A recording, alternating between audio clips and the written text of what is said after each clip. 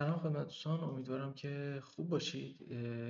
تو این ویدیو من قصد دارم که در مورد راه اندازی چند تا سرویس با هم به صورت سلف هاستد صحبت کنیم. یعنی خودمون میخوایم سرویس های اوپن سورس رو راه اندازی بکنیم و فرض میکنم که ما یک استارتاپی رو میخوایم شروع بکنیم که میخوایم مدیریت بعضی از ابزارها رو خودمون داشته باشیم. دو تا ابزاری که احتمالاً تو خیلی از جاهایی که شما چه استارتاپ خودتون رو اندازی بکنید، چه یه استارتاپی اگه بخواید مشغول به کار بشید، دو تا ابزاری که خیلی استفاده میشه، یکی مترموس، یکیش گیت لب. احتمال حالا به یک دهت ارائه دهنده گیت هستش که احتمالاً گیت لب خواهد بود. ما میخوایم این دوتا رو با هم دیگه امروز راه اندازی بکنیم. این گیت لب، این هم که مترموست. مترموست برای ارتباطات اعضای تیمی استفاده میشه. شما میتونید پیغام بفرستید بین در حقیقت چتی که به صورت سلف هاستد باشه. گیت لب هم که پروتکل گیت رو میده، شما میتونید سورس کد منیجمنت رو داشته باشید، سورس کد در حقیقت تغییر بدید، تغییرات رو مشاهده کنید، تغییرات رو برگردونید، تیم ورک انجام بدید، هر کسی یه قسمتی از پروژه رو پیش ببره. و اینها هم بحث مربوط به پروتکل گیت هستش که گیت لب ابزاریه برای اینکه ما میخوایم اینها رو راه اندازی بکنیم. خب، من اینطوری فقط خدمت شما عرض کنم که کاری که ما انجام خواهیم داد اینه که از نسخه داکر این سرویس ها استفاده خواهیم کرد. نسخه داکر این خوبی رو داره که دیگه لازم نیست دیتابیس و ابزارهای دیگر رو خودمون بیایم کانفیگ بکنیم و از قبل به صورت پری کانفیگ آماده هستش. مثلا من وقتی میگم گیت لب رو میخوایم نصب کنم، یه کل دیتابیس گیت لب، کل جزئیات گیت لب، کل سرویس هایی که گیت لب لازم داره یا همچنین مترموس نیاز داره رو توسط داکر میتونیم بدون مشکل ما خودمون راه اندازیش رو انجام بدیم. یعنی از قبل انجام دادن راه اندازیش رو ما فقط میخوایم الان رو نصبش کنیم. خب، من گفتم دیگه از ابزار گیت استفاده خواهم کرد، منتها یه مقدارم به خاطر اینکه کار قشنگتر هم بشه، یه مقدار از سرویس های دیگه هم استفاده خواهم کرد که الان توضیحش رو میدم. اولین اتفاقی که میفته، خب من دومین ندارم. من باید یک دومین کاملا فرضی برای خودم، برای استارتاپ خودم در نظر بگیرم که mycompany.com، هر چیز دیگه، mystartup.com، هر چیز دیگه، هر دومینی که مد نظر دارید. خب این رو من باید اول بیام تو سیستم لینوکسی، میرم بگم من تو لینوکس کانفیگ کنم، تو سیستم لینوکسی می رو ست بکنم. این رو باید توی etc hosts سیو بکنم و آی پی کامپیوترم رو بهش میدم که دیگه دومین رو بتونم بشناسم. خب ولی مسئله دیگه ای که هستش اینه، من فرض کنید این مثلا سرویس گیت لب رو پورت 10,000 رو مثلا یک راه اندازی کردم، مترموس رو 10,000 رو دو راه اندازی کردم. اگر بخوام تو وب براوزر بهشون دسترسی داشته باشم، باید آی پی کامپیوترم رو بدم، آخر پورتش هم بذارم 10,001. حتی اگر دومین رو با etc هاستم ست کرده باشم، فرض بفرمایید که ست کردم مثلا چه بدونم mycompany.com، تو براوزر بخوام به گیت دسترسی پیدا کنم باید بنویسم mycompany.com 2.10,001. اگه به مترموس بخوام دسترسی پیدا کنم mycompany.com 10,002. پس این خیلی جالب نیست. برای اینکه این 10,001 10,002 نباشه و سرویس های مختلف همشون از طریق وب برای من قابل اکسس باشن، از یک ابزار دیگه‌ای که مشهور هم هستش استفاده خواهم کرد به نام انجینیکس و میخوام ویچوال هاست رو اونجا راه اندازی کنم. البته بذار این رو قرمز بنویسم، همه رو قرمز نوشتم و یه لحظه این رو هم بیارم این ور. پس این شد انجینیکس. میخوام کاری بکنم که بگم اگر مثلا git.mycompany.com بزنم، این هدایت بشه به مثلا آی پی کامپیوتر من پورت 10001. اگر بزنم مثلا mattermost.mycompany.com این باید هدایت بشه به پورت 10002. دیگه اینجا لازم نیست 2 نقطه بنویسم، برای این پایینی ها لازم نیست که 2 نقطه بنویسم. چرا؟ چون با ریورس پروکسی انجینیکس این کار رو انجام دادم. پس یک بخش دیگه از صحبت های من همین خواهد بود که ریورس پروکسی انجینیکس رو من چطوری کانفیگ بکنم. از اون ور هم عرض کردم دیگه من اینها رو با داکر پیاده سازی میکنم، پس اینها همشون پشت داکر هستن. داکر رو هم با همین آبی مشخص کنم.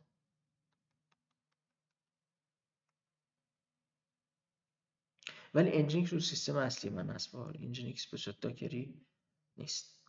از اون ور به خاطر اینکه داکر رو راحت‌تر بتونم کنترل بکنم، از ابزار دیگه‌ای به نام پورتینر استفاده خواهم کرد. این یک وب اپلیکیشن هستش، اجازه میده که کانتینرها، ایمیج‌ها و کل کانفیگ دقیقاً داکر رو خیلی راحت پیش ببریم. پس با این حساب اولین کاری که من قراره انجام بدم بحث کانفیگ هاست هستش که اون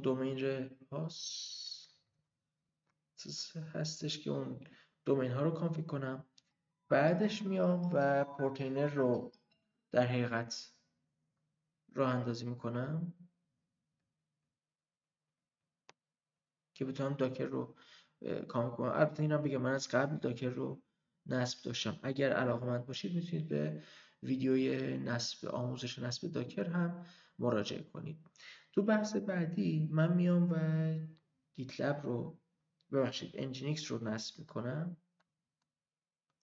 بعد گیتلب رو نصب میکنم، بعد گیتلب رو به عنوان وی هاست انجینیکس تعریف میکنم، ویچوال هاست انجینیکس. بعدش میام مترموس رو نصب میکنم،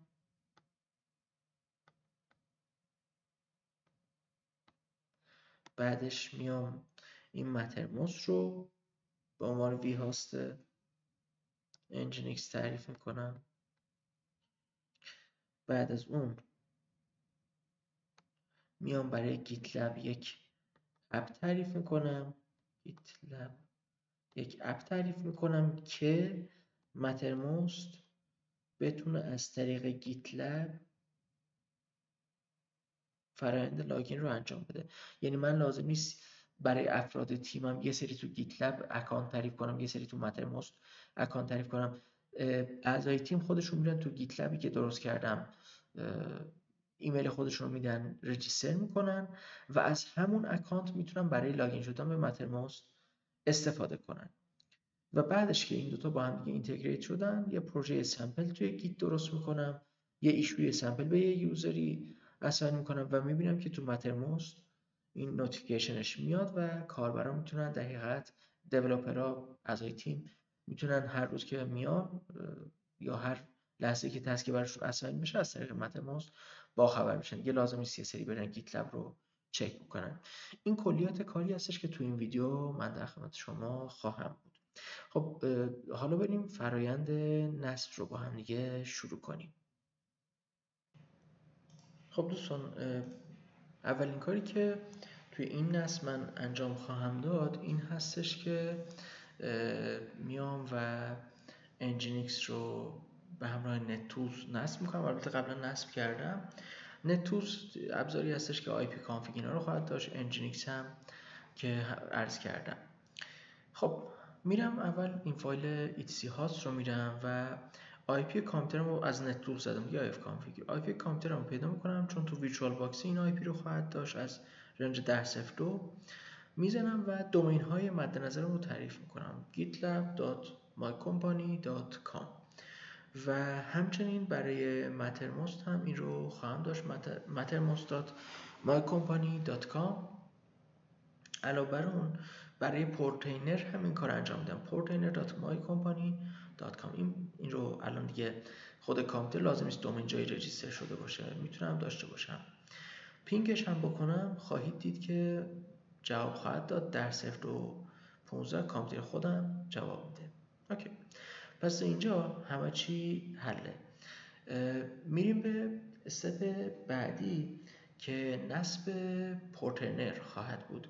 البته دوستان عزیز در نظر بگیرید تا خود این لینوکسی که من دارم روش کار میکنم ویرچوال هستش و رو خود ویرچوال یه دونه داکر آوردم بالا، بنابراین بسیار دقیقاً سنگین خواهد بود. بعضی جاها لازمه که با سرعت بیشتر ویدیو رو پیش بریم. بر ترتیب اینستال پورترنر رو من میزنم و یه خودش داکیومنتیشنی داره که چطوری باید این دقیقاً پورترنر رو نصب کنید. یادآوری میکنم من از قبل داکر رو سیستم نصب کردم. حالا تا این صفحه لود میشه من فقط نشون بدم که داکر رو داریم و PS رو میزنم، لیست تمامی کانتینر هایی که داره رام میشه رو نشون میده. خب طبیعتا چون چیزی رام نیست چیزی هم نشون نخواهد داد. خب من میرم سراغ دستوراتی که خود پورترنر گفته. داکر ولیم کرییت پورترنر دیتا یک والیومی درست میکنه که پورترنر بتونه داده های خودش اونجا بنویسه. طبیعتا داکر باید با مجوز سوپر یوزر اجرا بشه که ایرور داد و اجرا نشد. حالا میام و دستوری که خود باز تو سایت پورترنر گفته رو میزنم. قرار پورت 8000 رو به 8000 و 9443 رو که HTTPS هستش رو 9443 بایند کنه که من نمیخوام، فقط همون پورت HTTP رو میخوام. رام میکنم، کانتینر کرییت میشه. میخوام ببینم که آیا الان کانتینر رو من دارم یا نه. پس آدرسی که خواهم زد 127.0.1، حالا میزنم لوکال هاستم رو پورت 10000. خب دوستان عزیز این ناتفاند میده. علت خاصی هم داره، به علت اینکه پورترنر اونجا که 8000 رو زده یه مقدار با مشکل مواجهه. پورترنر رو پورت 9000 داره به HTTP گوش میده. من میام آیدی اون کانتینرم رو ور میدارم، استاپش میکنم اول، بعدش اون رو ریمووش میکنم و دوباره همین دستور سودو داکر ران رو اجرا میکنم، ولی دقیقاً با پورت 9000. اینجا تو سیستم پرون هر دقیقاً چیزی که استفاده نمیشه رو حذفش میکنم. اوکی، دوباره از اول پورت ریت درست شد و دوباره اینجا که میگم این سری پورت 10000 رو به 8000 کانتینر بایند خواهم کرد. 10000 کامپیوتر خودم رو هاست رو به 9000 کانتینر بایند میکنم. باز یه سودو نیاز خواهد داشت که الان اگر بیام 10000 هاست خودم رو بزنم که میره به 9000 کانتینر یا همون پورتینر، میبینم که پورتینر برای من لود میشه. فقط این رو هم دوستان عزیز عرض بکنم، اینجا اتفاقی که خواهد افتاد اینه که من چون از قبل هم پورتینر رو نصب کرده بودم برای تست و هم گیتلب رو نصب کرده بودم، اینا از قبل یه یوزر پسی رو میشناسن. برای همین من شما اگه برای بار اول دارید این رو نصب میکنید لازم نیست این تیکر رو ببینید و این دقیقاً پسورد ریستش رو ببینید و این تیکر رو میتونید اسکیپ بکنید. ولی خب حالا من نشون میدم که چطوری باید پسورد اینها رو هم ریست کرد. همین خود داکیومنتیشن پورترنر راهی رو معرفی کرده برای اینکه شما بتونید پسورد ریست بکنید. اول دوباره طبیعتاً استاپ میشه اون آیدی کانتینر.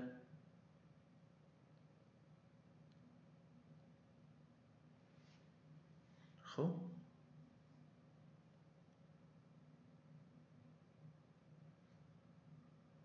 بعدش یک ایمیج دیگر رو باید پول بکنه، helper reset password. اینو بعد از که پول کرد دوباره اجراش میکنه و پسورد جدیدی رو برای ما میده.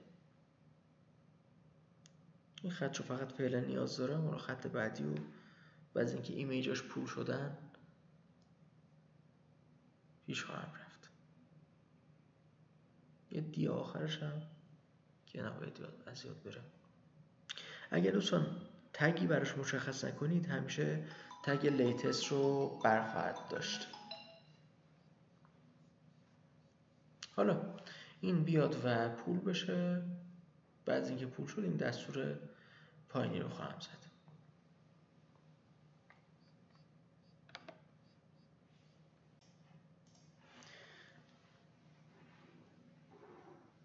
خب تقریبا دانلودش تموم شد.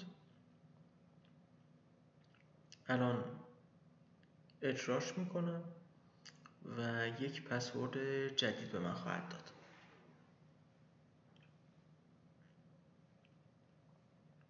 الان این پسورد جدید رو من میتونم برای یوزر ادمین استفاده کنم. الان لاگین شم. بازم میگم این مرحله به خاطر این بود که من قبلا این رو نصب کرده بودم و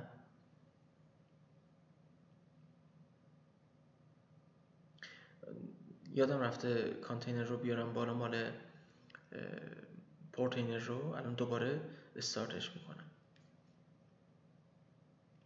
الان دیگه بدون مشکل باید بیاد بالا.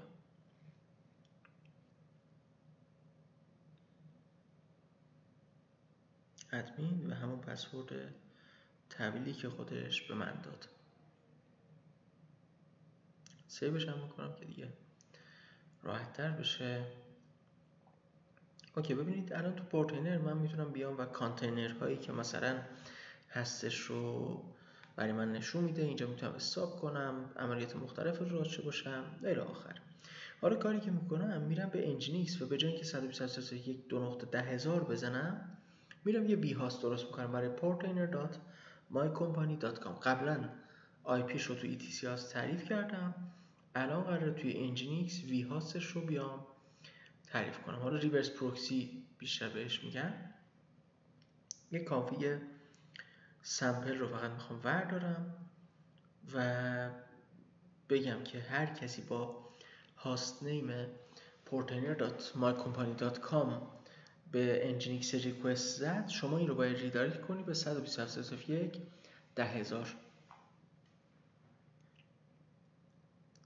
حالا این کانفیگر رو توی ETC Nginx Sites Available درست میکنم و محتوای کانفیگ رو هم عرض میکنم دیگه. یه مقدار ماشین سنگینه. من تقریبا 10.5 گیگ بهش رم دادم، 4 تا هسته سی پی یو بهش دادم و روی دیسک SSD ویچوال هاردش رو ران کردم. ولی خب دیگه به هر ترتیب چون ماشین مجازیه و توشم یه داکری خواهد بود، البته هست و حالا بیشتر خواهد بود. اینجا شما با سرعت کم زیادی مواجه نمیشید. اگه من گیتلب رو نصب کنم، گیتلب منابع زیادی میگیره، اونجا طبیعتا کاهش سرعت رو خواهید دید. اوکی، برمیگردیم به همین دقیقت کانفیگ انجینیکس که خودش یک کانفیگ سمپل داره. این لوکیشن رو من کپی میکنم، میگم هر کسی که به ایندکس اصلی یا همون اسلش درخواست داد باید به پورت 10,000 بره. فقط باید بگم که اینو میخوام رو HTTP کانفیگ کنم، رو HTTPS کانفیگ کنم کجا باشه. برای همین باید یه قسمت سرور رو هم حتما داشته باشم. اوکی، این که تا اینجا حله. پس قسمت لوکیشنش رو نوشتم. یه دونه خود انجینیکس کانفیگ دیفالت داره. اون تیکه سرور رو از اینجا بردارم. ببینید پایین این سرور یه دونه لوکیشن هم هست که من اون تیکه رو برای پورتینر نوشتم. الان این تیکه سرورش رو هم می نویسم و دیگه مسئله حل میشه. اینا رو هم ارتفاع باید بکنیم. معمولا با حالا تعداد زوج اسپیس، مثلا 2 اسپیس، 4 اسپیس، 8 اسپیس، اینا رو جدا میکنم که من از تب استفاده میکنم. تب پیش‌فرض 8 اسپیس رو خواهد داشت. میگم رو تو این کانفیگر رو پورت 80 چیز شده، داره گوش میده انجینیکس و میگم که هر کسی به اسلش هوم اصطلاحاً دیگه همون اولیه درخواست داد به 10,000 پاسش بده. و XREL IP هم IP اصلی دقیقاً کسی که به انجینکس وصل شده رو میفرسته. هاستم که هیچ دیگه، اون portainer.mycompany.com رو به سمت پورتینر اصلی میفرسته. ما توی سرور نیم میگیم اون وی هاست یا اون دومینی که ساب دومینی که نیاز داریم رو باید بذاریم که اوکی سیو، و الان کافیه یه سری برم سایت انیبل یه لینکی بین این سایت اویلیبل و سایت انیبل ایجاد بکنم و بعد ببینم که آیا کانفیگ من درسته با nginx -t. کانفیگ من درسته، سرویس nginx رو رستارت میکنم که این تغییرات اعمال بشه. الان دیگه به جای 127.1.10,000 اگر بیارم بزنم portainer.mycompany.com همه چی حله. حتی لازم نیست بنویسم portainer.mycompany.com 10,000 چون nginx اون پورت 10,000 رو هندل میکنه. یعنی الان من دو تا سرویس روی این پی سی دارم، روی این ماشین مجازی دارم دیگه، یه پورت 80 که nginx، یه پورت 10,000 که پورتینره. الان پورتینر هم از پورت 80 داره رد میشه، چون برای این دومین پسورد رو سیو نکرده. من مجبورم دوباره پسورد رو برای براوزر بدم و سیوش بکنم. اوکی، پس پورتینر کانفیگ شد. الان پورتینر اوکیه. میریم به بخش بعدی.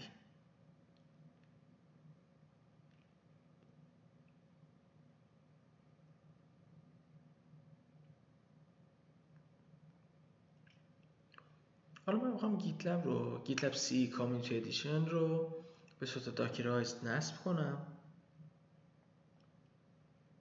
و اینجا اگر تو خود سایت گیتلب هم بریم توضیحاتش رو نوشته که دقیقاً چیکار باید بکنیم. من دوستان عزیز همه ایمیج های اینها رو از قبل پول کردم و برای همین که زمان زیادی برای دقیقاً گیتلب و مترموست نخواهد برد، چون که اینا رو قبلا ایمیجش رو پول کردم، از داکر ها برداشتم و رو سیستم من هم هستش. حتی اگر دقت کرده باشید وقتی صفحه پورتینر باز میشه نوشته بود فکرم 23 تا ایمیج. من ایمیج های اینها رو برداشتم. خب میام دقیقاً کانفیگی که خودش گفته رو پیش میرم. همین تو SRV گیتلب میام ولیومش رو درست بکنم. دیتای گیتلب الان اینجا خواهد بود و میگم که گیتلب هم تو SRV گیتلب هستش. حالا اگر دستور کانتینرش رو با هم دیگه چک بکنیم، یه دستور قشنگی هم هستش، اکثر کانفیگ ها رو داره. همین رو میارم، اون چیزایی که لازمه رو عوض میکنم. اولین چیزی که لازم هستش گیتلب کامیونیتی ادیشن لیتست هستش، آخرین ورژن گیتلب کامیونیتی ادیشن، نه انترپرایز ادیشن. از اون ور دومین ها رو ست میکنم. من خاطرتون باشه تو etcs گفتم gitlab.mycompany.com. external URL هم همچنین gitlab.mycompany.com. پورت 443 نمیخوام، همون HTTP بس میشم که سرتیفیکت HTTPS ندارم و به جای پورت 80 از 10,001 استفاده میکنم. به جای حالا SSH هم به خاطر اینکه با خود SSH سیستم قاطی نشه 10,022. همه پورت ها رو از 10,000 شروع کردم دیگه.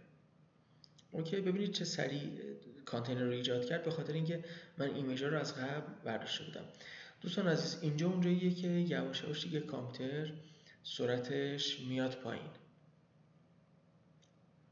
اگر الان برم میبینم که دو تا کانتینر دارم. این دو تا کانتینر یکیش پورتینر یکیش هم گیتلبه.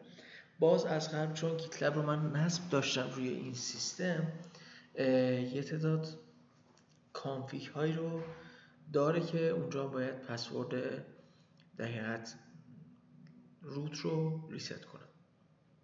ولی حالا میزنم و شما میبینید که فعلا اصلا گیتلب بالا نیومده، وبش هم بالا نیومده. خب منم بیام چیکار کنم؟ بگم این وی هاستش رو تعریف کنم، همون تعریفی که برای پورتینر داشتم و برای gitlab.mycompany.com هم کپی میکنم و تغییرات لازمه رو انجام میدم که یکیش هاست نیمه هستش، به جای پورتینر باید گیتلب داشته باشم.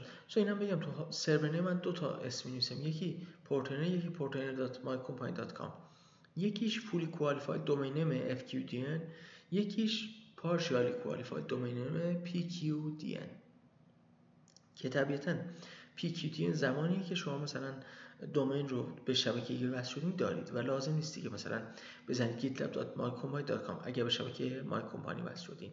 همون http://gitlab رو هم بزنید لود خواهد شد. IP 192.1 و پورت 10001 رو به گیتلب میگم هر کسی که با gitlab.mycompany.com وصل شد به 10001 ریدایرکتش کن.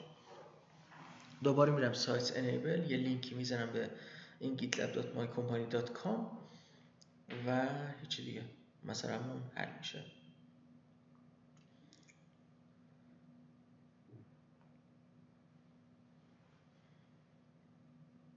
خب چک میکنم کانفیگ درسته، حتی انجکس میاد ریسالو میکنه دومین رو و میبینه که بله چون دومین واقعا موجود هست بدون مشکل پیش میبره.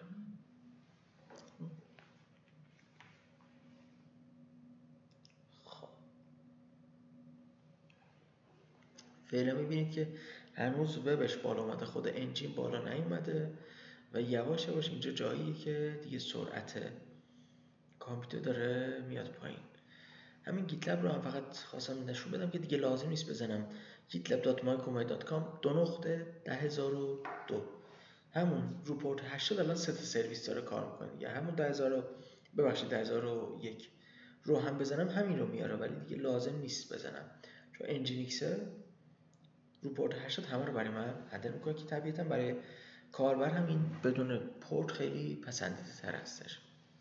میرم لوگش رو یه سری چک کنم ببینم چه شرایطیه داره میاره بالا. منتها اگر دوستان نگاه کنید این پایین تو لوگ نوشته generating connect to GitLab to generate new app ID and app secret for GitLab MetaMask. چون میگم قبلا این رو من کانفیگ کرده بودم از دیتای قبلی داره پیش میره و اینها رو من طی نصب حذف خواهم کرد.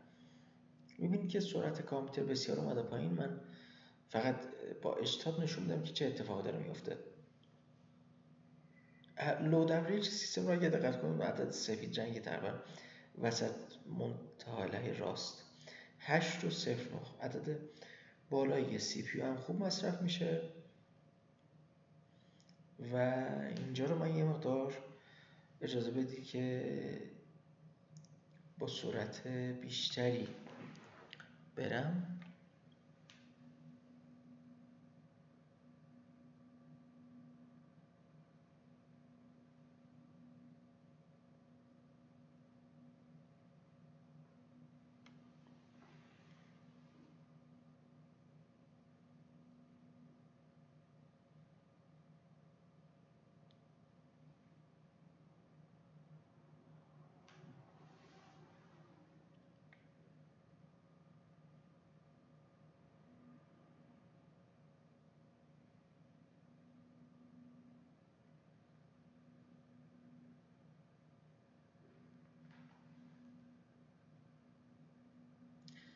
این ولیوم های اضافه رو هم من پاکشون میکنم.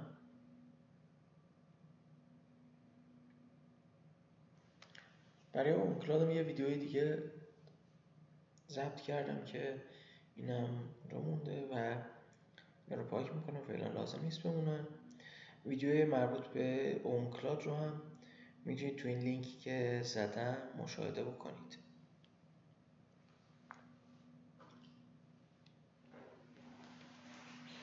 خب هنوز که بالا نیومده.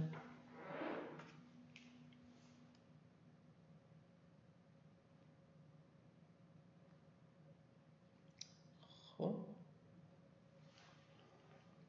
ببینیم چه وضعیتی. انگاری ساین گیتلب بالاخره اومد.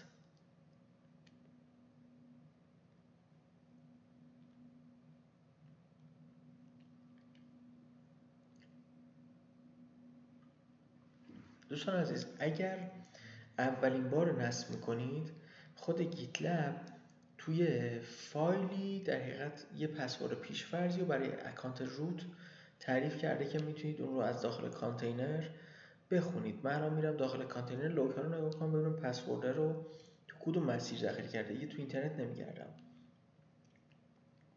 مسئله اصلی که هستش، بازم عرض میکنم دیگه، من چون قبلا این رو نصب کرده بودم از دیتای قبلی داره استفاده میکنه و الان هر چقدرم دنبال پسورد بگردم نخواهد گفت نسخه اولیه پسورد نسخه که 24 ساعت هم عمر داره اینجا هستش و باز مجبورم پسورد گیتلب رو هم چی میگن ریست بکنم. بازم میگم دیگه این مشکلش از اینجا ناشی میشه که من قبلا اینها رو نصب کردم. شما اگه بار اول نصب کنید تو لاگ ها می‌نویسه که پسورد دیفالت گیتلب رو، حالا مسیرش رو الان چک میکنم.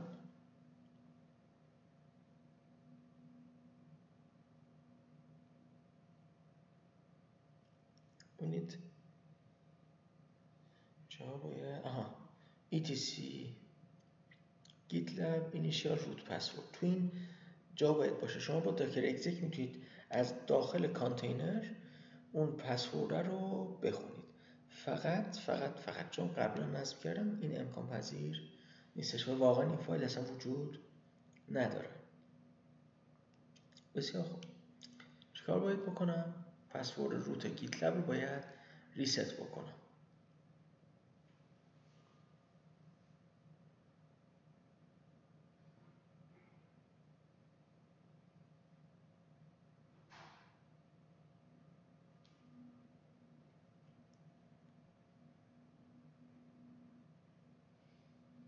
طبعا یه دستور خاصی خواهد داشت که این رو چه داکر باشه چه جای دیگه این دستور رو باید بزنید.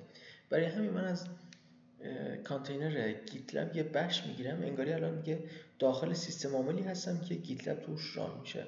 سودو داکر اگزیک آیتی گیتلب بش بزنم، برای من یک دقیقت شلی میاره که دقیقا داخل کانتینر اون گیتلب یا لینوکسی که اون گیتلب رو بالا آورده هستم.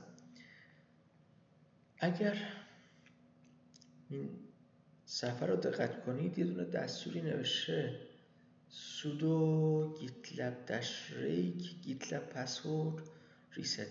این دستور رو من باید داخل کانتینر بزنم نه خارج از کانتینر. برای همینه که رفتم داخل کانتینر گیتلب، اینو کپی میکنم جا میام میزنم و فقط دوستان از اینترنت معمولا چیزایی که کپی میکنید این کوتیشن دابل کوتیشن گیومینه رو چک کنید چون کاراکترشون با کاراکتر اصلی متفاوته، به خاطر اینکه قشنگ دیده بشه احتمالا باید اینا رو عوض کنید اگر در جای مختلفی هم کپی میکنید برای موارد مختلف. خب یه عملیات طولانی هم دوباره شروع میشه تا این پسورد ریست بشه. من یه مقدار سرعت رو ببرم بالا.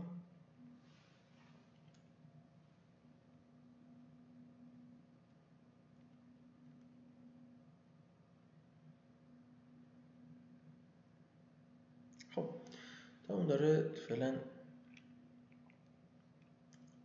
ریست میشه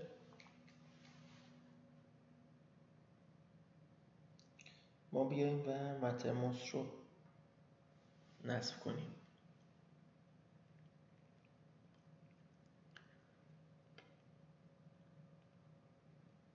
خب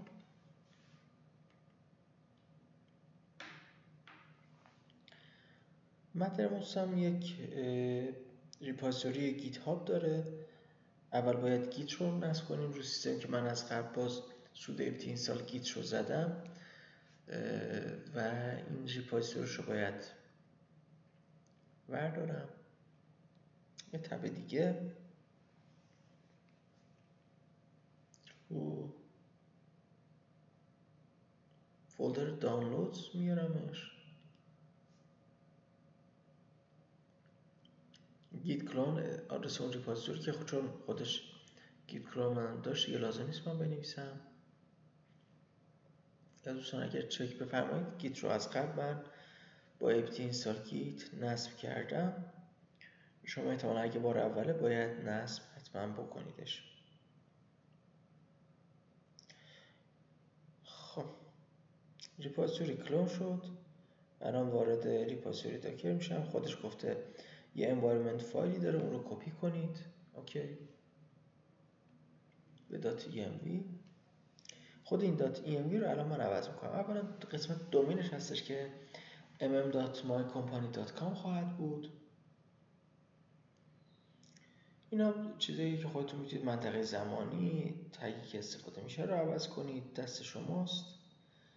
این قسمت مربوط به انجینکس خود متموس داره. ما از این استفاده نخواهیم کرد، از متموس بدون انجینکس استفاده میکنیم. اینا رو گذار میکنیم و ایمیج تیمش رو برمی‌داریم که نسخه کامیونیتی ادیشنش هستش، نه اینترپرایزش. و یه تغییر دیگه هم که میدم پورتش رو به 10002 تغییر میدم که هم این پورت ها پر سر هم باشن دیگه. و مهمترین چیز ما HTTPS نیست، از سایتمون HTTP هستش. خیلی مهمه مخصوصا تو ارتباط با گیتلب. بنابراین اون رو پیش میریم، بعد دستورهای دیگرش رو میزنیم، ولیوم های این کانتینر رو تعریف میکنیم. خودش گفته با این دستور مکدی درست کنید و اونرش رو به یوزر و گروپ 2000 ببرید که داخل کانتینر از این 2000 استفاده کرده. اوکی اینا بالاخره تمام شد. روت یه پسورد رو الان میزنم و الان میتونم با این پسورد لاگین بشم. از کانتینرم میام بیرون.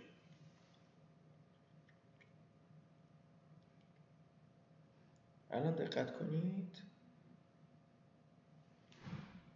من میتونم لاگین بشم.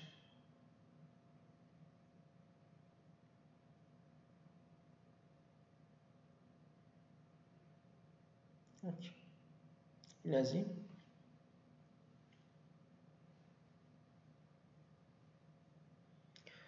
ادامه مترموست. این قسمت 4 مربوط به انجینکس و SSLش هستش که رد میشیم. انجینکس رو خودمون داریم، لازم نیست داخل مترموست کانفیگ کنیم. و داکر کامپوز ویدات انجینکس رو برمی‌دارم که نمیخوام انجینکس رو داشته باشه. خودم بیرون انجینکس رو دارم.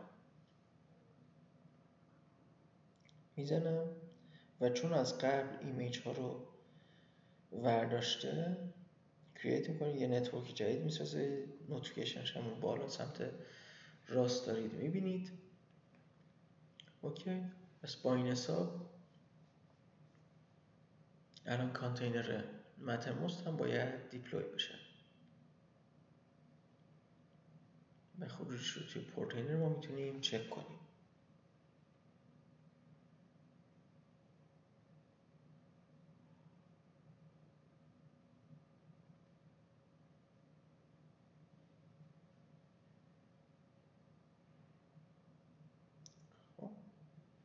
چون لاگ زیاد هستش این مقدار براوزرم با مشکل مواجه میشه. حالا خیلی با لاگ ها کاری نداریم.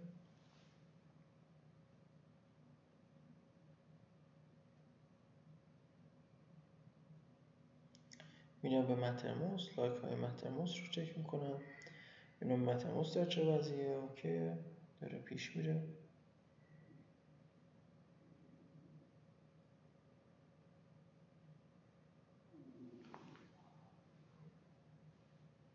خب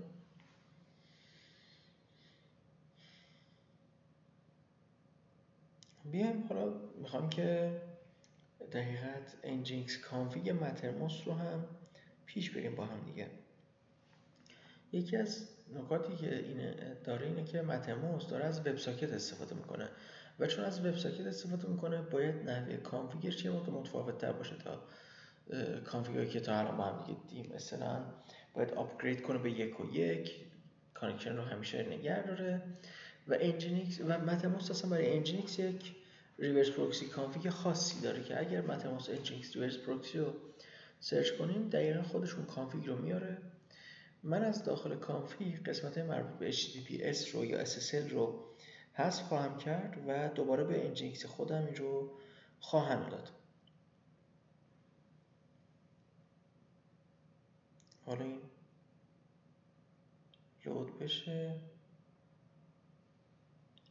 دوستان سرعت سیستم واقعا با امکاناتی هم که داره میاد پایین، طبیعتا گیتلب خیلی کانفیگ پذیر رو کامپیوتر شخصی نیست، باید سرور باشه اگه میخواید استفاده کنید. نسخه های راحت تری هم هستش، سبکتری هم هستش، گیتی مثلا که میتونید با وب اینترفیس یک گیت رو داشته باشید، ولی خب گیتلب خیلی امکانات زیادی داره و قابلیت اینتگریتد با مترموس رو هم داره. هیچ سری بالاخره لود شد. میرم این همون کانفیگی هستش که خدمت دوستان عرض کردم. کل این کانفیگ nginx رو من کپی میکنم و از توش قسمت های SSL TLS رو یا همون چیزایی که به HTTPS مربوط هستش رو ریموو میکنم. اوکی.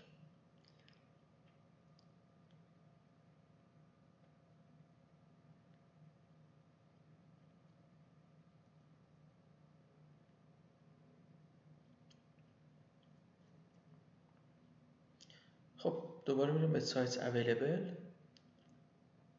کپی میکنم یکی از اون کانفیگایی که از قبل داشتم رو به mm.mycompany.com و این چیزی که از اینترنت برداشتم رو قراره اینجا بذارم. ببینید اون سرور نیمه که اوکی عوض باید بشه.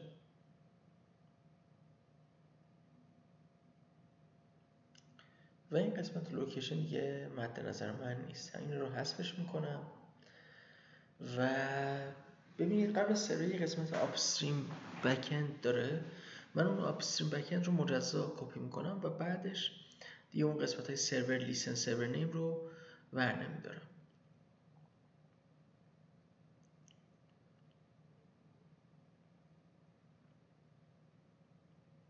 یه سری IP رو چک میکنم. اگه دقت کنید نتورک اینترفیس چون کانتینر را برای خودشون نتورک درست کردن طبیعتاً بیشتر خواهد شد، ولی IP که من مد نظرم 10.02.15 که IP کامپیوتر خودمه که به جای سرور و پورت این IP و پورت 10,002 رو قرار میدم. همون پورتیه که متموس روش باند شده. اینجا گفته اگه به پورت 80 اومد ریدایرکت کنم به SSL و اینجا هم کانفیگ SSL هستش که من بازم میگم نیازی به SSL ندارم، بنابراین تمامی اون تیکه ها رو حذف خواهم کرد.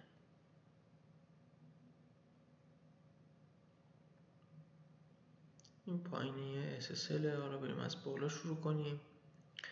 ببینید گفته اگر ریدایرکت کن به HTTPS لازم نیست، سرور 443 که داره گوش میده که SSL رو ساپورت بکنه لازم نیست. همه اینها پاک میشن تا به اون لوکیشن برسیم. به لوکیشنی که رسیدیم بحث ما حل. همین رو دوستان باز به خاطر اینکه همه ارتفاع بشن من یه مقدار حالا وسواس به خرج میدم که خاناتر باشه و بدونید که چی به چی هستش.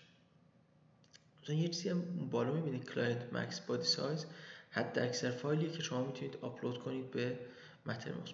دو تا محدودیت داره، یکی خودش میگه چقدر فایل کاربر میتونه آپلود کنه، یکی انجینیکس چون ریورس پروکسی کرده انجینیکس ممکنه جلوش رو بگیره. حالا انجینیکس میگه من 50 مگابایت رو قبول دارم. محدودیت خود مترموس چیه رو از توی مترموس میشه عوضش کرد. اون برای وب ساکتش بود، برای نرمالش هم 100 مگابایت هستش، همون چیزی که اینجا شما مشاهده میکنید. باز اینا هم ارتفاع بشن.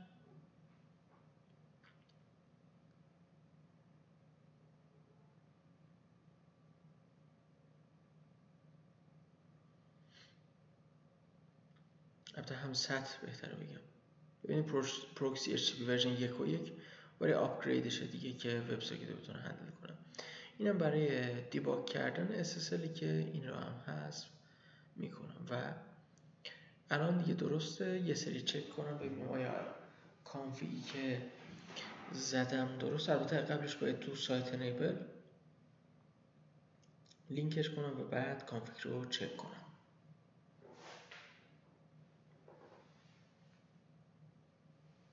اوکی. پس الان میتونم سرویس رو دوباره رستارت کنم. الان اگه بزنم mm.mycompany.com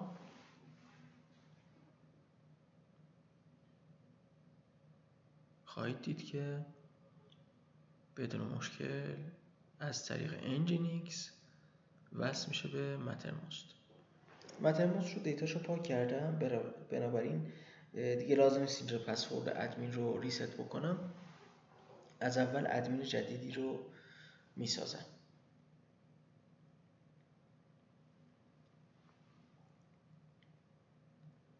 یه ایمیل admin@mycompany.com، یوزرنیم هم که طبیعتاً ادمین و یه پسورد که طبیعتاً این رو هم سیو خواهم کرد.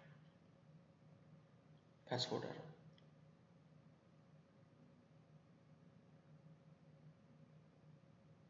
اسم ارگانایزیشن از من میپرسه، مای کمپانی. میگه از چه تولی استفاده میکنی؟ گیت لب.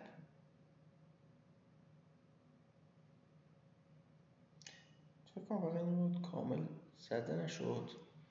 دوباره برگردم و انتخابش کنم. آره میگه تیم ممبراتون دعوت کنید. اوکی، خیلی حالا دیگه کاری نداریم. الان مترموست هم مجزا برای خودش داره کار میکنه، گیت لب هم مجزا برای خودش داره کار میکنه. هر کدوم پشت ویهاس خودشون هستن. یه Nginx داره برای همشون جواب بده، هم پورتینر، هم گیت لب، هم مترموست. ولی چیزی که ما میخوایم اینه که اینا با هم دیگه سینک بشن. دوستان سوال میکنم وسط تلفن زنگ میخوره. اوکی، حالا اپلیکیشنی باید توی گیت لب تعریف کنم که مترموست به واسطه اون اپلیکیشن بتونه اطلاعات کاربرای گیت لب رو بگیره و برای خودش یوزر درست بکنه. اصلا API رو باید داشته باشه مترموست. حالا میرم سراغ کانفیگ گیت لب. دوستان اگر توجه کنید 2 تا یوزر داریم. میگم اینا همش از اینستالیشن قبلی مونده.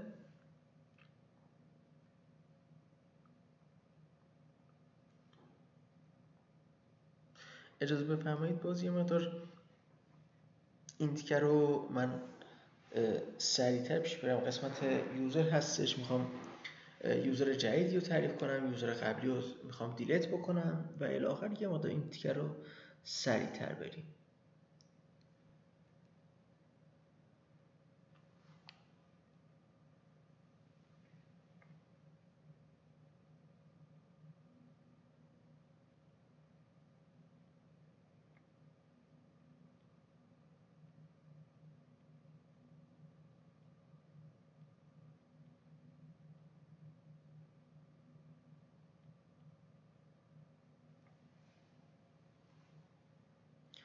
خب من الان اپلیکیشن هایی هم که از قبل بود رو دارم حذف میکنم تا یه اپلیکیشن جدید رو تعریف کنم. اپلیکیشن جدید رو الان میزنم.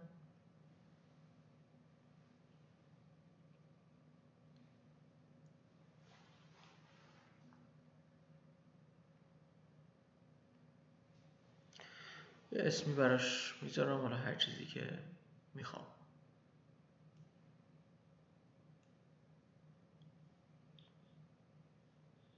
مترموست تراست لازم نیست یه کاربر یه سری بگه میخواد مترموست دیتای گیت لب شما رو به دست بیاره.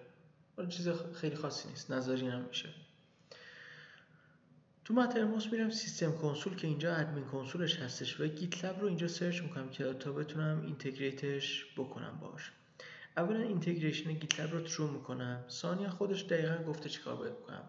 باید برم به اون اپلیکیشن ها که رفتم و 2 تا لینک رو توی ریدایرکت URL ها من باید تعریف بکنم که اینا رو کپی میکنم و اونجا کانفیگش رو انجام میدم.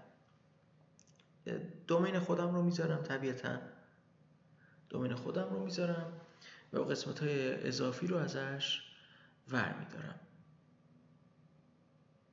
.com و ادامهش هم sign up GitLab complete که اینا هم باید تو لاین جدید بنویسم.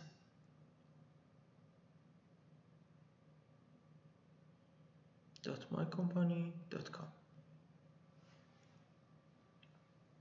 خب مجوزی که به این اپلیکیشن میدم مجوز API هستش که دسترسی داشته باشه برای کارهای مختلفش. اپلیکیشن رو سیو کردم. الان مشخصات و سیکرت کی و اپلیکیشن آیدی رو که گیت لب درست کرده به مترموس میدم که مترموس با استفاده از این اپلیکیشن آیدی و سیکرت بتونه دقیقاً به قسمتی از دیتای گیت لب دسترسی داشته باشه. اوکی، این از اپلیکیشن آیدی. این هم اپلیکیشن سیکرت. خودش هم گفته دومینی که گیت لب شما روش هستش چیه که طبیعتاً gitlab.mycompany.com. دقت کنید که همشون HTTP هستن و چون پشت انجینکس دیگه پورت لازم نیست بدن، همون رو پورت دیفالت 80 کار میکنم. اوکی، این تا اینجاش سیو کردم. روی پرایوت براوزینگ میرم که دیگه اینا کوکی نداشته باشن، چون تو براوزر اصلی به ادمین مثلا لاگینم تو مترموس و گیت لب با روت به گیت لب لاگینم، ولی الان میخوام با همون دیوزری که درست کرده بودم تست کنم. میرم به مترموس، به جای اینکه یوزر درست کنم یا با یوزر پس دقیقاً لوگین بشم، گزینه ای رو الان تو صفحه لاگین خواهم دید به نام گیت لب.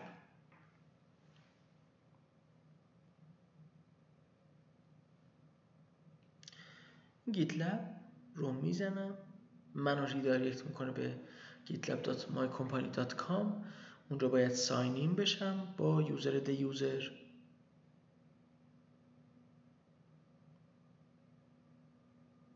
فقط چون بار اولیه که دارم ساین این میشم بعد از اینکه یوزر رو درست کردم میگه یا آقا پسورد تو عوض کن. اوکی، حالا یه پسوردی هم میدم دیگه.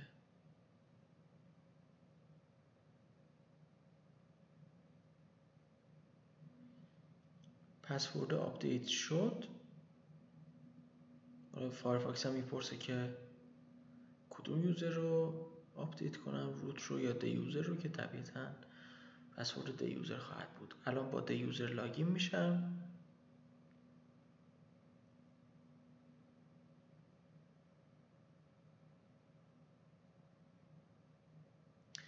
و این گیت لب منو دوباره ریدایرکت میکنه به همون URL های ریدایرکت. 2 تا URL ریدایرکت که گذاشته بودم تو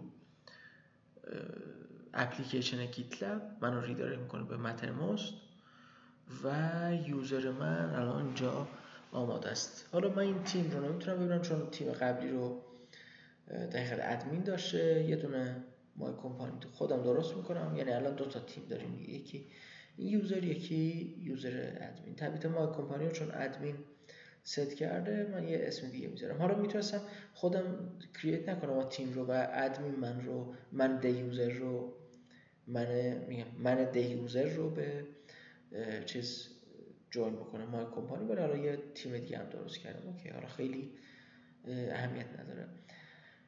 اگه دقت بفرمایید الان من لاگین شدم و میخوام که گیت لبم رو سینک کنم که اگر نوتیفیکیشنی باشه من توی مترموس ببینم.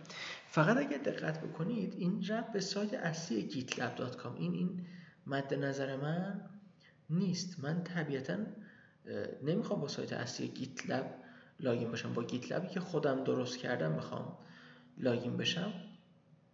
علتش اینجاست که من فعلا دقیقاً پلاگین گیت رو کانفیگ نکردم. اینجا سعی میکنم که با گیت لب پلاگین در حقیقت و خودم یه چتی رو داشته باشم و بتونم دستورات گیت لب رو بزنم، ولی اینها رو از اینجا چک نخواهم کرد. باید حتما برم سراغ اکانت ادمین. حتی ببینید عین بات های چیز هستش دیگه، عین بات های مثلا تلگرام یا هر سوشیال مسنجر دیگه، شما با یه اسلش میتونید لیست کامنت ها رو ببینید. گیت لب رو من میتونم ستاپش رو بزنم. اتفاقی که توی ستاپ قراره بیفته و اینه که من اکانتم رو وصل کنم، ولی امکان پذیر نیست و میگه که ادمین ها فقط میتونن در حقیقت این چیزا ستاپ رو انجام بدن. مجدد چک میکنم و میبینم که دوباره همون گیت لب هستش. بنابراین باید از سمت اکانت ادمین پیش برم.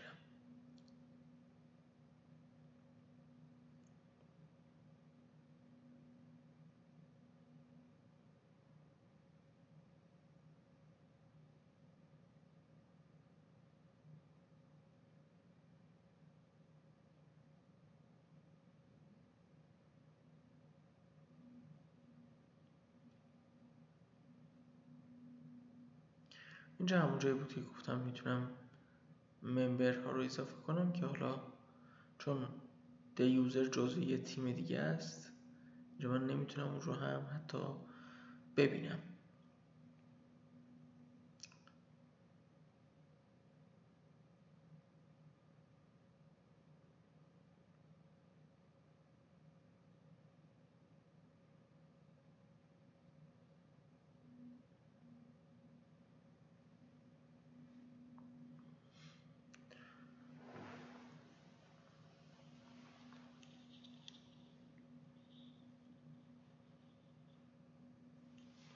اینجا هم اشتباهی دوستان عزیز، 2 تا یوزر رو انتخاب میکنم، یک چت حالا گروهی میشه و نمیخوام این رو داشته باشم، میخوام فقط گیت لب رو کانفیگ کنم.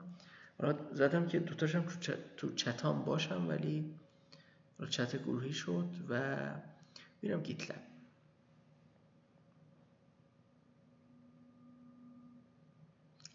الان اینجا جاییه که من میتونم کانفیگ رو انجام بدم. میگه که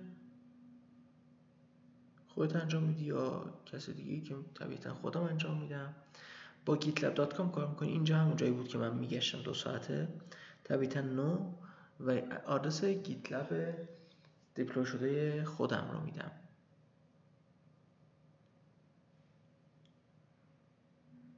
mycompany.com gitlab.mycompany.com. اوکی.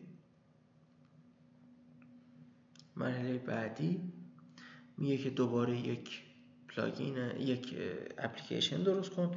اپلیکیشنی که قبلا درست کردم برای لاگین شدن بود. این اپلیکیشن برای دسترسی به اطلاعات یوزره. یوزر چند تا ایشو داره، چند تا تسک داره، چند تا کار قرار رو انجام بده. اینجا همون جایی بود که من اول ویدیو هم عرض کردم، یه نوتیفیکیشن ها رو از طریق مترموس میتونه بگیره. ریدایرکت یو آر الش هم فرق میکنه با در حقیقت اون قبلیه. بنابراین من مجبورم که یک اپلیکیشن جدیدی رو به جز این ست بکنم و حالا فرآیند ست کردن اپلیکیشن رو با هم دیگه پیش میریم.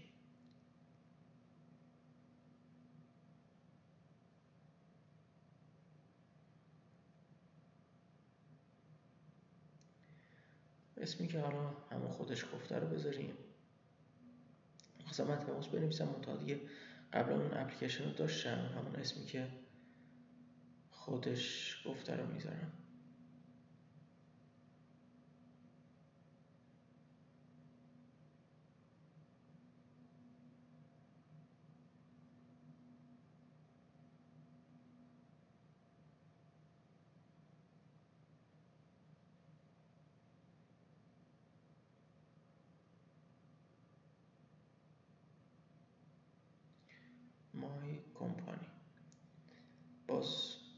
اپلیکیشنی که دارم چک میکنم تراست هستش، رید API رو داره، API رو داره.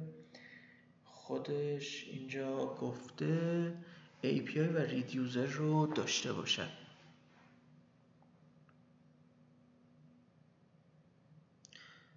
من دوستان اشتباه میکنم اینجا رید یوزر رو نمیزنم و اشتباه من این هستش که رید API رو اشتباه به جای رید یوزر گذاشتم.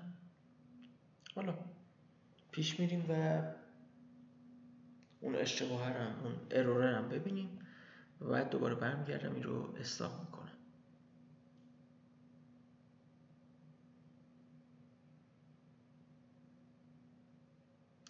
خب طبیعتا باز اپلیکیشن آیدی و سکرت رو خواهم داد. تا اینجا یک پلاگین مترموس، قبلا خود مترموس بود، اینجا پلاگینی از مترموس هستش که این دیتا رو بهش میدم.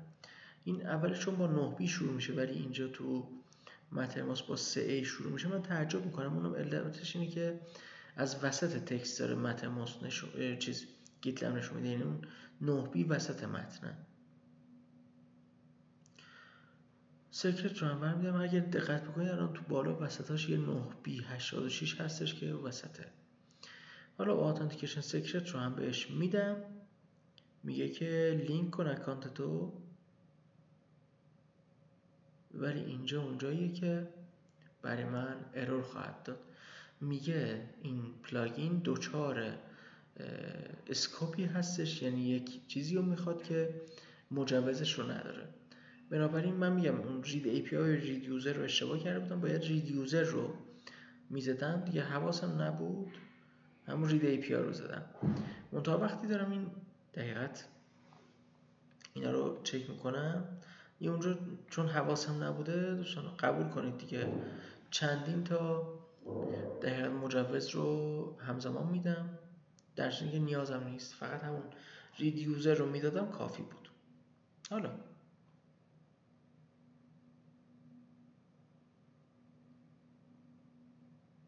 الان دوباره میرم و در حقیقت سعی میکنم که اکانتم رو مچ کنم. اگر لود بشه.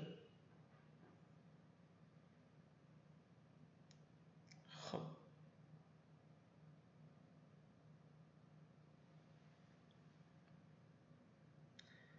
الان میدونید که بدون مشکل این ریدایرکت شد و اکانت ادمین مترموست به اکانت روت گیتلب کانفیگ شده. وب کم نمیخوام دیگه، الان کانفیگ هستش. نوتیفیکیشن هایی که اونجا تو گیتلب بیاد اینجا من میتونم اونها رو مشاهده کنم. حالا برای خود اکانت تست یوزر هم این کار انجام بدم و تست یوزر مترموست رو با تست یوزر گیتلب کانکتش کنم. الان کانکت میزنم، میبینید دیگه به gitlab.mycompile.com میره، چون قبلا لاگین شده بودم و مترموست اکانتش رو از گیتلب برداشته بود، دیگه لاگین مونده و لاگین شدم، منو ریدایرکت کرد. الان ساینینگ از دی یوزر تو مترموست هم شناخته میشم و اکانت گیتلب دی یوزر با اکانت مترموست دی یوزر لینک شده. اینجا من میتونم در حقیقت چه میگن نوتیفیکیشن های مربوط به یوزر دی یوزر رو ببینم. برای اینکه یه مقدار فقط شیرینی کار هم باشه، یه پروژه تعریف قراره بکنم و چه میگن یه ایشویی رو ست میکنم. باز دوستان عزیز اجازه بدید اینجا سرعت رو من یه مقدار بیشتر بکنم.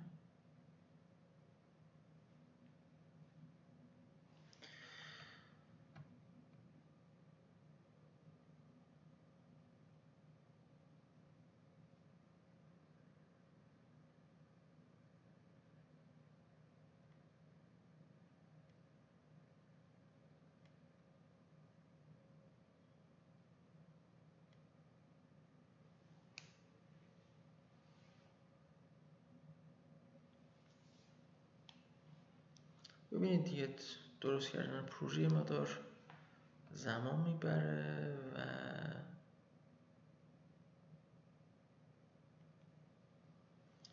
من وضعیت سیستم رو چک کنم. ببینید لودر ریشش 10 عدد 10-69 و عدد بزرگیه، ولی خب فعلا تست دیگه.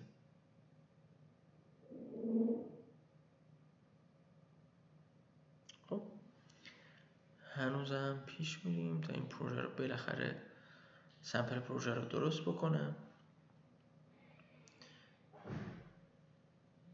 زمان میبره طبیعتاً.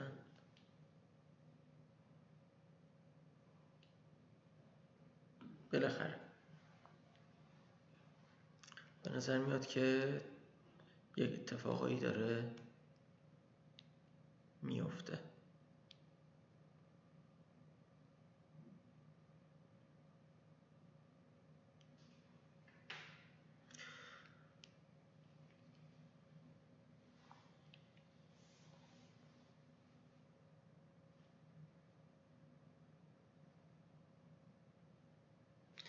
خب من یه ایشو رو میخوام الان ست کنم. ست که میخوام بکنم یه نیو ایشو طبیعتاً ست خواهد شد و میرم میزنم. اجازه بدید دوستان عزیز،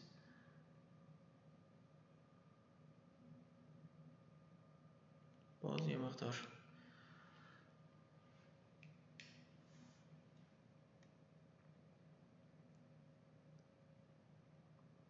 نه هیچی، همین تست شو یه چیزایی هم مینویسم. یه تست شو مثلا قراره به چه کسی اساین بشه؟ قراره به دیوزر اساین بشه. مشکل اساسی ما چیه؟ این پروژه رو کی درست کرده؟ ادمنستریتور. دیوزر اینجا چی کار است؟ هیچ کار است. پس من حتی اگه دیوزر رو هم سرچ بکنم نمیتونم به نتیجه برسم، چون که دیوزر توی این پروژه فعلا هیچ کار است. پس من باید جزو اعضای تیمش بکنم. توی منیج ممبرز من میتونم این کار رو انجام بدم.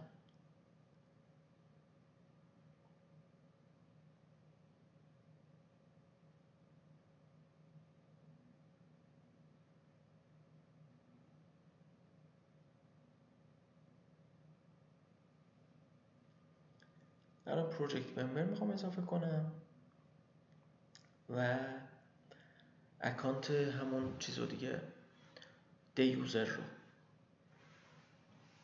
اینوایت ممبر رو بزنم. اینجا میتونم دیوزر رو ببینم. یه رول مینتینر رو هم بهش میدم، دسترسی بالایی هستش. اینوایتش میکنم و اوکی. الان دیگه دیوزر هم جزو اعضای تیم هستش. میتونیم ایشوهای این پروژه رو به دیوزر هم اساین بکنم. یه ایشو ست میخوام بکنم.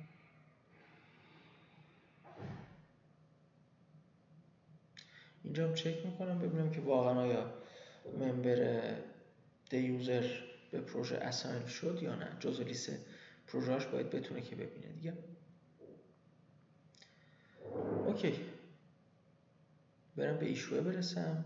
الان از اساینی ها رو اگر چک بکنم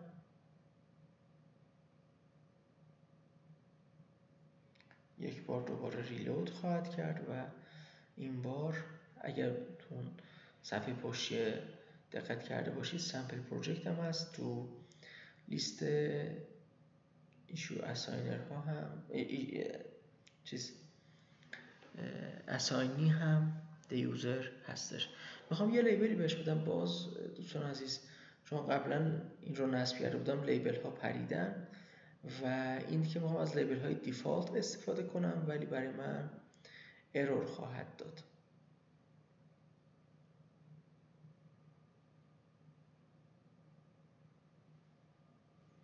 دیفالت رو ارور میده، یه نمیتونیم استفاده کنیم پیج نات فاند و فلان و فلان و فلان و ارور میده. میگم اگه فرش اینستال داشته باشید هیچ کدوم از این ارورهایی که من باهاش الان مواجه میشم رو مواجه نخواهید شد. به هر طریق من به جای اینکه این مسئله رو بخوام ریشه یابی کنم و حلش کنم، همون یه لیبل جدید فکر کنم ست کنم خیلی بهتر باشه.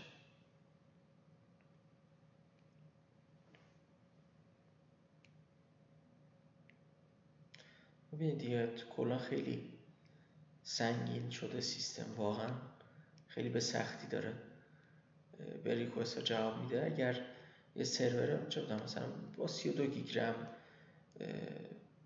هر چقدر بیشتر بهتره، ولی یه سیستم 32 گیگ رمی داشته باشید و به صورت چی میگن مستقیم اینستال شده باشه، نه تو ماشین مجازی، خیلی خیلی خیلی راحت تر خواهد بود. حالا یه لیبل باگی درست میکنم، یه رنگ قرمزی رو بهش اساین میکنم و تمام.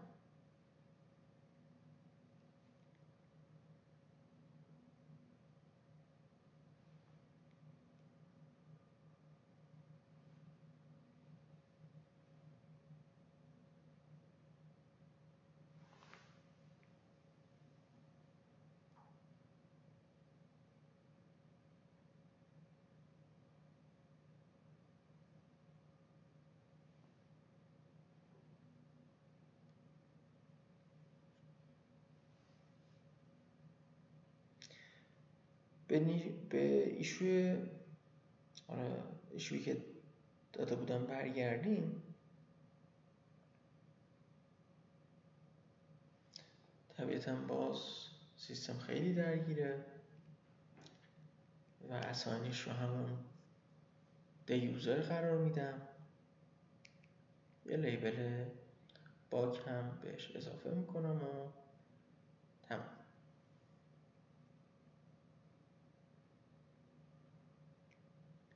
ایشو رو درست میکنم. الان این ایشو اساین شده به یوزر دیوزر توسط کی؟ توسط روت.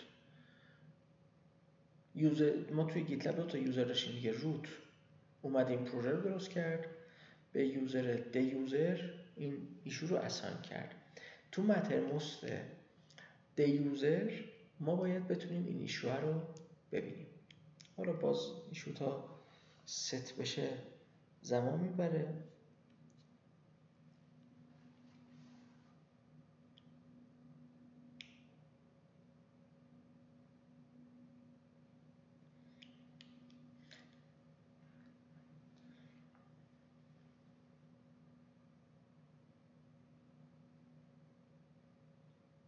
خب ایشو رو داریم و الان باید اونور توی مترموست گیت لب بتونیم ایشو رو ببینیم. رفرشر رو بزنم، دستم یه جایی خورده که این تردا باز شدن دیگه. با تردا کاری نداریم، ولی اگر پلاگین گیت لب که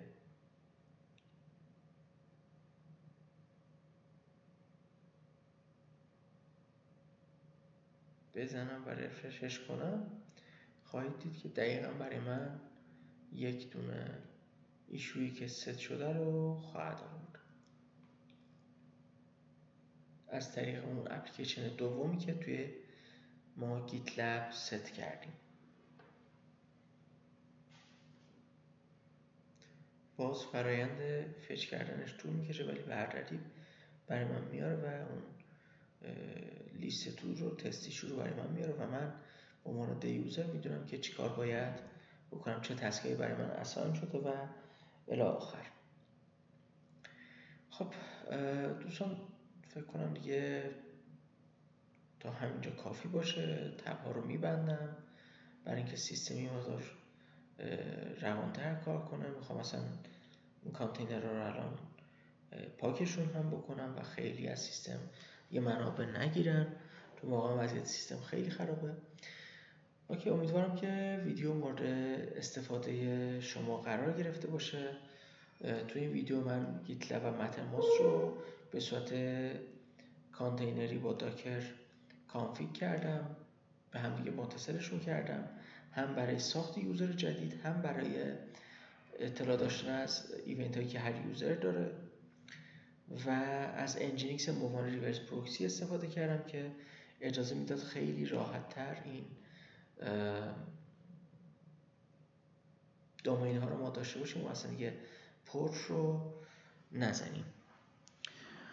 بسیار خوب، دیگه این از پورتینر دقیقاً این کانتینر ها رو من پاک کردم. الان وضعیت سیستم رو اگر نگاه کنید، لود اوریجش بسیار 14 بود، بسیار بسیار پایین تر هم داره میاد و یه چند تا نتورک اینترفیس هم طبیعتاً حذف شده. یه کانتینری هم به جز پورتینر نداریم و لود اوریج هم به 11 اومد. بسیار خوب دوستان، تا ویدیوی بعدی شما سالم و من هم سلامت. دوستان خسته نباشید، خدا نگهدار.